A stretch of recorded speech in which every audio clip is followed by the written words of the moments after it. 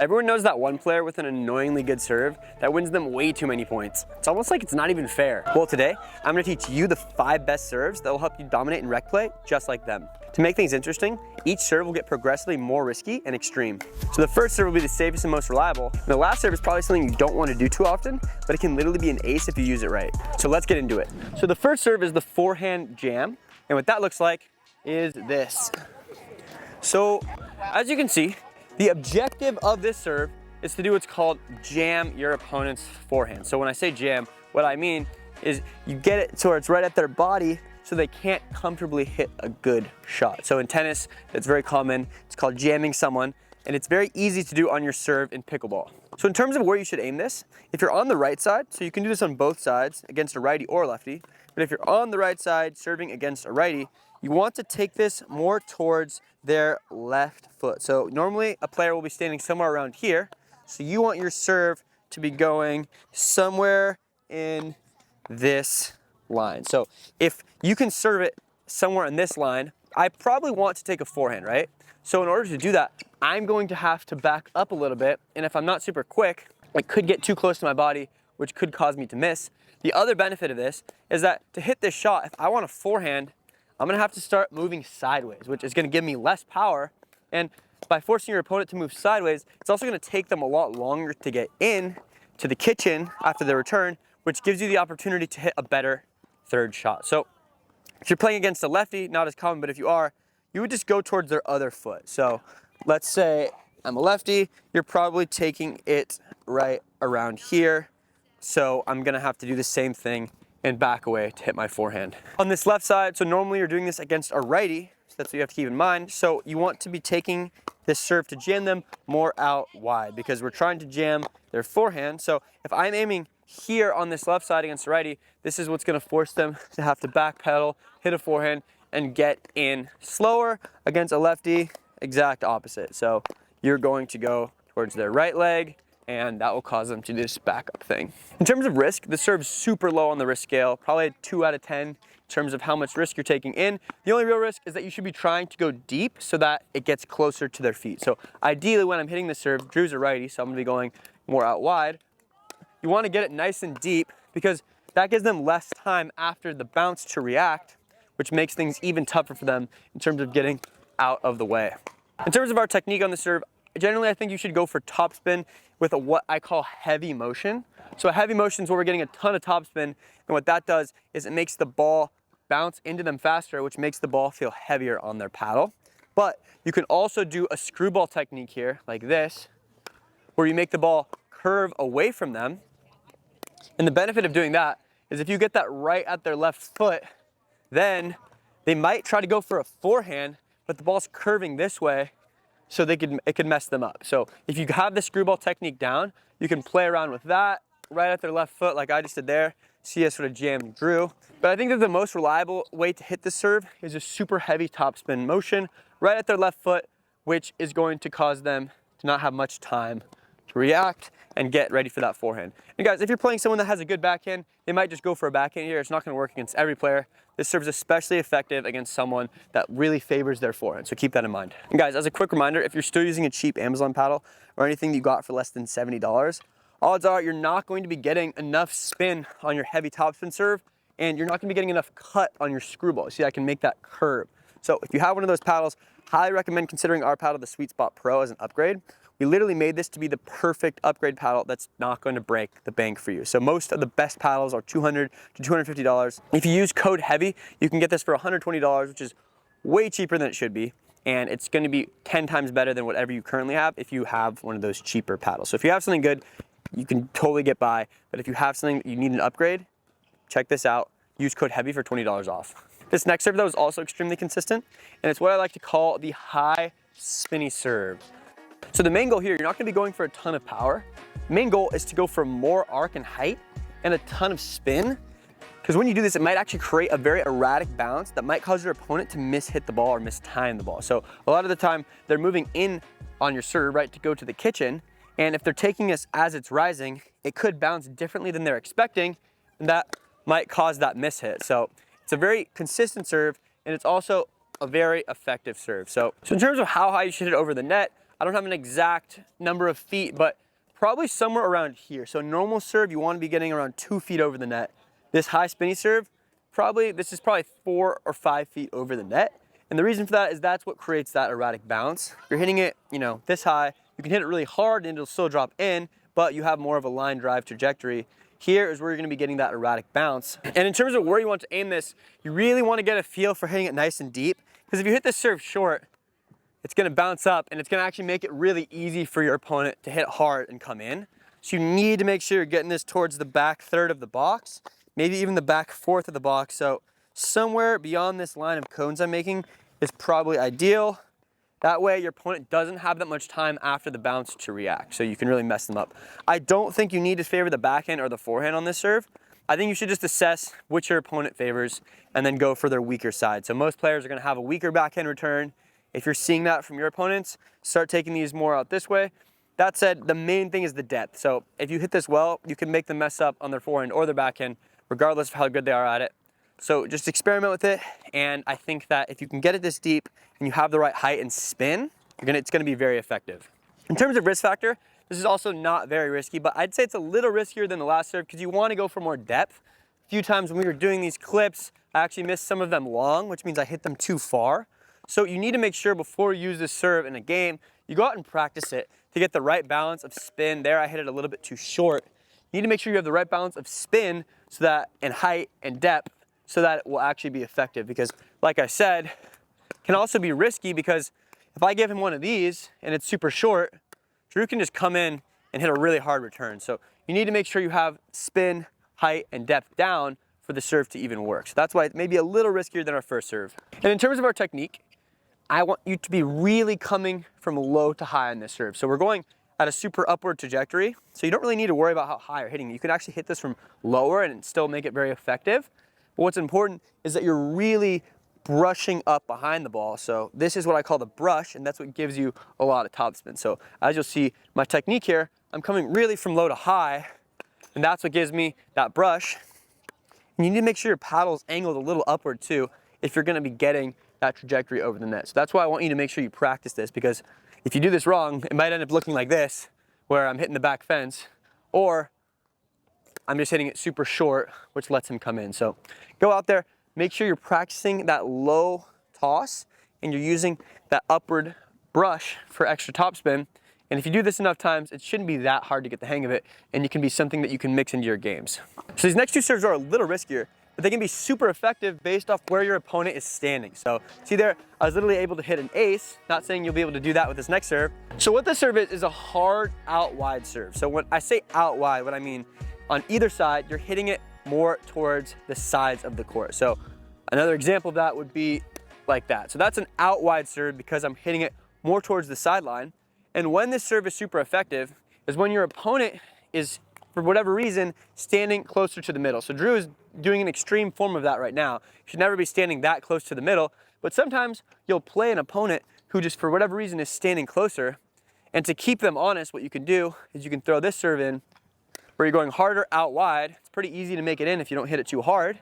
And you can really get people off balance, especially if they have limited mobility or they're just not, in a very good athletic stance. So the goal of this serve is to take your opponent off guard by hitting the ball further away from them. And as you can see, it's pretty easy to stay consistent, and it's very effective if they're in that position. If they're closer to the sideline, it might not be quite as effective. That's why you need to keep an eye on where they're standing. So in terms of where you should aim this serve, I think the goal is to make it go outside of the sideline before it reaches the back line. So what I mean by that is it would be following, at the very least, this path. So as you see, these cones are leading outside of the sideline before they reach the back line. And if you do that and your opponent's standing here, you're probably not going to hit an ace, but you might get them in this sort of position where they're not hitting a very good return, and that could make everything easy for you as the server. The problem is, if you're aiming too close to the sideline, the risk factor goes up a ton because, as you're probably aware, if you aim close to the line on your serve, you might just miss it because the pickleball is not always perfectly round and you might just mess up your aim a little bit. That could cause you to miss wide. So missing wide means you miss outside the sideline. So when you use this serve, I encourage you to always keep around 2 feet of margin in terms of where you're aiming away from the sideline. I think the optimal place to aim this is probably a little bit shorter right here, because when you aim shorter, it's actually going to give you a better angle off the court. And when you aim shorter, you can get that angle without going super close to the sideline. So I'd say right here is ideal. On this side, same idea. This is probably your ideal target right here. But as long as you're on a line that's going outside of this sideline, it's going to be really effective. But as I mentioned, the risk factor is high in this serve. I would say it's probably a 5 out of 10. You don't want to use it every single time. It's more of a situational thing. And if you go super short, you know, you can hit a really good serve, which we're actually going to talk about later. But this is a much riskier serve. But you want to be somewhere in this range if you want to be able to make this serve inconsistently. And your opponent should be probably standing somewhere around at least here. If they're right here and you hit it there, that's not really going to be worth it. You might as well just go for their left foot. Also, one thing to keep in mind, it's probably going to be more effective to use this serve towards somebody's backhand, because most people aren't as comfortable reaching on their backhand side. So if you're playing righties, that's going to be on this left side.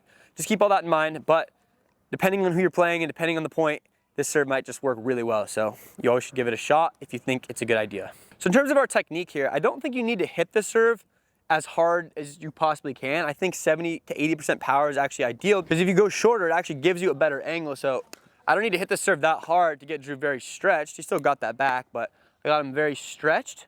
Another thing to keep in mind is if you stand farther out wide, this serve's also going to be more effective because you're giving yourself a better angle.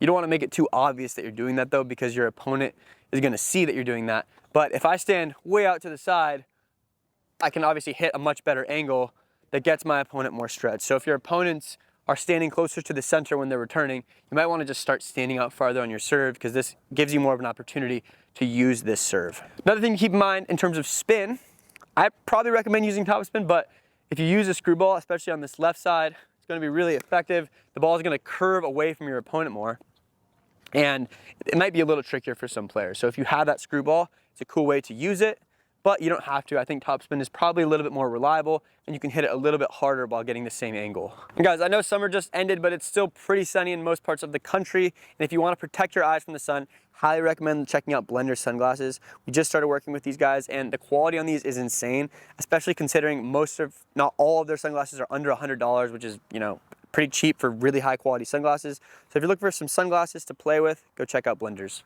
This next serve though is essentially the opposite of what we just went through, and it's what I like to call the laser beam down the middle. So that was a very extreme form of this serve. So if you see your opponents doing the opposite of what we were saying in the last example and standing too far out wide, some players actually stand way far out wide like that to maybe try to hit a forehand or whatever. What you can do is go for a really hard low serve down the middle, and you might be able to do something like I just did, or you can get them very stretched, which makes things hard in terms of them hitting a good return. So the goal here is really to hit something fast so they don't have that much time to react, and get them stretched like I just did there so that they hit a worse return. So in terms of where you should aim this, partially it has to do with how much risk you want to bring in, but ideally you're probably aiming around a foot or two away from the center line, because if you're aiming for the center line, you might just miss wide like I was talking about in the last serve. But this serve you want to hit deeper too. So if you can get it closer to the back of the court, your opponent's going to have less time to react. You're probably also hitting it harder if it's going deeper. So this is the most perfect spot you can possibly hit it. Are you going to be able to do this every time? I'm not sure. So you might want to bring your margins in somewhere around here if you want to be more consistent. But if you can get it here and you practice this, that's the best spot to hit it. On the other side, same idea. If you can get this serve right here with a good amount of pace, and your opponents are standing far away, these are going to be really effective targets. And it's definitely riskier than our first two serves, maybe the same as the last serve, probably a 5 out of 10 in terms of its risk. But if you're using it at the right time and your opponents are not close to it, it's probably worth it. So it's definitely not worth it though if your opponent's standing right here, because that's right to my forehand. Make sure to only use this if they're really out wide, because that's where you're going to get the benefit of it. So only take in the risk of these last two serves, guys, if it's worth it. Don't use them just to use them. Use them in the situations where they're effective. In terms of our technique on this serve, you want to go for a lower trajectory, and you want to hit it a little bit flatter. So, because when you hit flatter, the ball goes faster through the air, bounces quicker, and your opponent has less time to react off of your paddle. So when I say flatter, I just mean less topspin. So you want to use less brush and more of a motion that goes through the ball. You should definitely still be trying to get some top spin. So if you do this properly, it'll look something like that. So a little bit lower, a little bit riskier, but because I hit it lower, my opponent has less time to react and it penetrates through the court more. So remember, this is a flat serve where I'm going straight into it.